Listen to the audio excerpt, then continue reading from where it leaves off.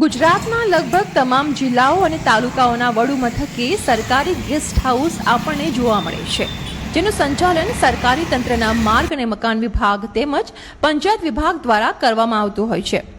આપણે સામાન્ય રીતે આ ગેસ્ટ હાઉસને સર્કિટ હાઉસ તરીકે ઓળખીએ છીએ.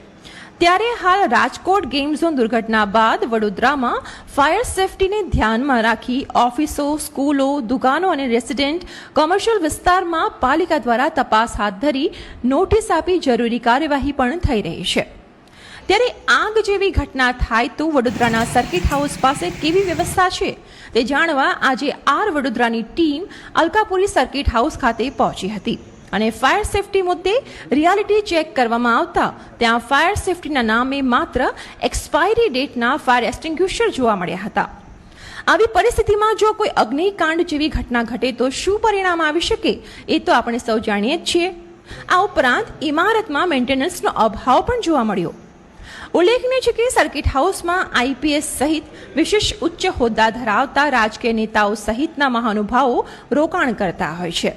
ભૂતકાળમાં પૂર્વ મંત્રી સૌરભ પટેલ આ સર્કિટ હાઉસમાં રોકાયા હતા, ત્યારે અહીં આગનો બનાવ બન્યો હતો, જેમાં તેમનો આબાદ બચાવ થયો હતો.